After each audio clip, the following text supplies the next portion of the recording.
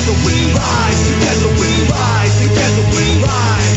If you believe in redemption, coming to you from another dimension. If you believe in redemption, coming to you from another dimension. If you believe in redemption, coming to you from another dimension. If you believe in redemption. All right, folks, we are back. It's the Info Warrior with Jason Bermas. We're joined by Larry Pratt of Gun Owners of America. And in the past, I've been criticized a lot by some of you callers. You're not pro-Second Amendment enough, Jason. You got to be more pro-militia. Well, last 2 weeks or so, I was really vocal about the fact that if they did go to level 6, WHO, World Health Organization, world government, level 6 pandemic, where they say they can forcibly inoculate you, take you and quarantine you, and basically you have no individual human rights. We read the document on the air. Well, that's the time that I'm going on air 24/7, 365 till they pull me out of here, and, I'm not going lightly.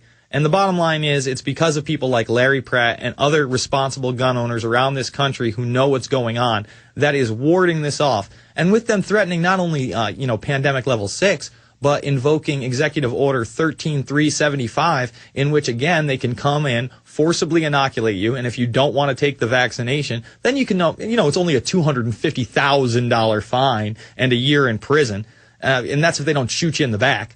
It boggles my mind that people would allow their individual freedoms to be taken in the name of government protection, Larry.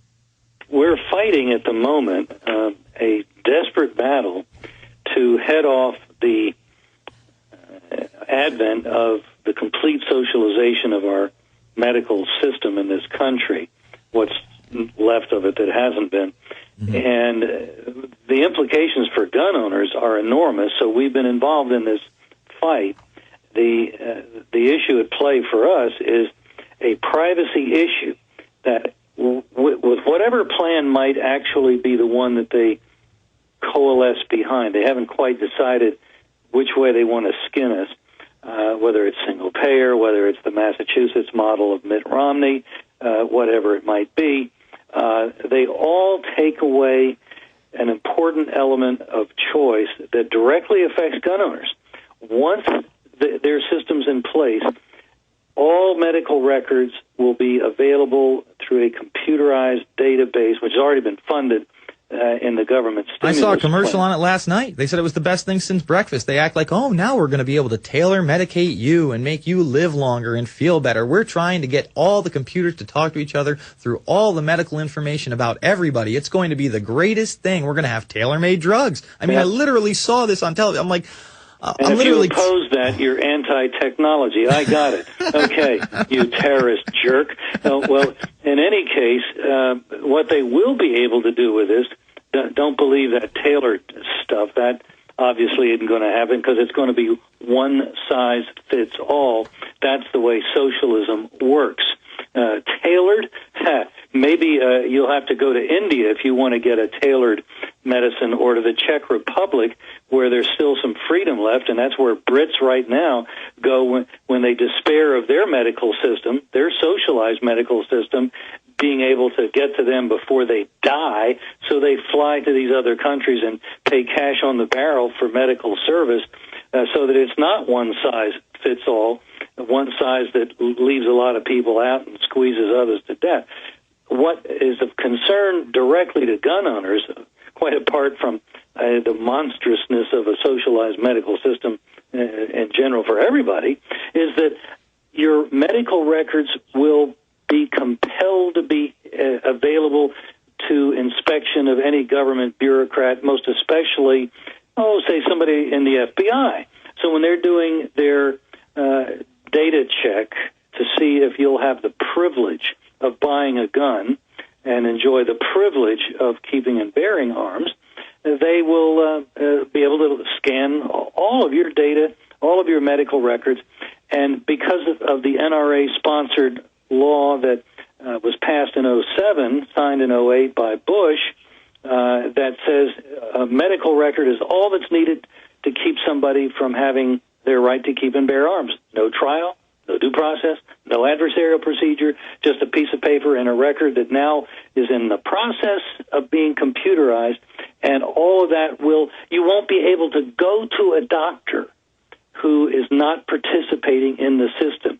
You will be in the system, and we have our ways to make you. And the way they will make you is they will fine your eyeballs out if you don't enter into the system, even if it's a system like Massachusetts that looks like choice. Well, you know, they always want to demonize everybody and diagnose them with PTSD. Oh, you won't be able to have a gun. You only, fought in wars for us, and you were good enough then. But now you got PTSD, so we have to restrict your use. I want to go over with Larry the NLE, National Level Exercise 09, being conducted by FEMA. On the other side, it's the Info Warrior with Jason Bermas. We're also going to take your calls, 866-582-9933. Are you concerned for the safety of your loved ones? Listen closely to this message from pepperspray.com. Every 22 seconds a violent crime is committed. America has changed, and your personal safety is your first priority. Be smart. Be safe. Trust pepper spray instead of your luck. Pepperspray.com is the only website you'll ever need for all of your non-lethal self-defense supplies. Pepperspray.com carries one of the largest assortments of pepper spray and personal safety products on the web. From big to small, we have it all. Pepper spray, mace, animal repellents, stun guns, and tasers. Pepperspray.com also carries a large assortment of products for personal, home, child, and pet safety. Enter SAFE in the coupon box and you'll receive a special discount off of your order. So what are you waiting for? Go to pepperspray.com. That's pepperspray.com or call 1-800-908-9988 today. I can see through you, see your true colors, 'cause inside you're ugly like me. I can see through you, see the real you. All right, folks, we are back. It's the Info Warrior with Jason Bermas. We're joined by Larry Pratt of Gun Owners of America, and we're going to go to Howard, Troy, Darcy, Jimmy, and as many as we can in this segment. But first, I really want to get his take on the NLE 09 exercise that's going to take place at the end of July into the beginning of August, where not only will the U.S. be taking part in this exercise, it's the first of its kind, the first one to prevent a terrorist attack, but we're going to let our buddies in the U.K. join in, we're going to let Canada come in, we're going to let Mexico come in, we're going to let Australia come in, and then we're going to use other international bodies, probably NATO, private security forces like Blackwater, and we're just going to take over all state, local, and federal government, as well as tribal regions. I mean, they're even going to include Indian reservations in this.